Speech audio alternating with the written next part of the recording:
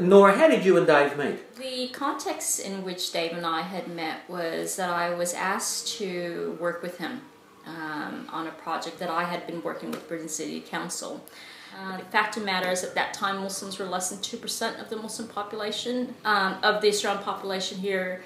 And so the chances of Australians meeting a Muslim would have been quite rare. So then I sort of set out and did my own little, let's go out there and meet as many non-Muslims as possible to share my faith and how I live and how it informs my life. Thinking that I was going to be received with an embrace and open arms. So I did this one person, session with whoever wanted to host me, whether it be churches, whether it be organizations, whether it be schools. Some of the sessions were great, and people were actually willing and very open to listen.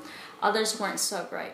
So 6 years on, and I was working with Busch City Council on one of these sessions. It was about 6 sessions. And in fact, that very last session we called it a town hall meeting, where we hosted it at a local soccer club, and anybody from the neighborhood could come and really just ask any question they would like.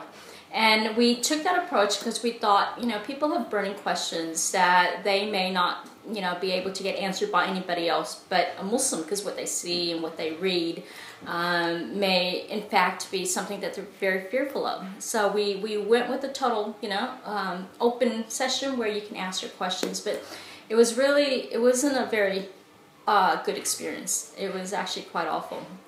And so much so that when a mutual friend who worked for Busch City Council said, and I said to her, I can't do anymore. We had 2 more sessions left, and I said, you know what, I never thought I would say this, but I'm pulling out. Like, emotionally, psychologically, physically, it was just so draining to deal with this. And she's like, oh, but you've got to meet Dave. And she, said, he's, and I remember her saying, he's a devout Christian, and, he'll help you with this. And I just went, oh.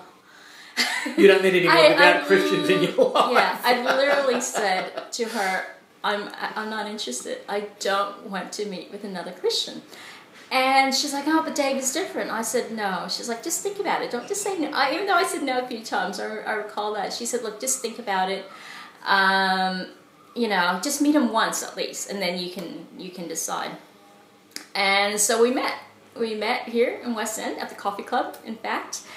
And that moment was really instrumental in my life to where I am in terms of interfaith engagement.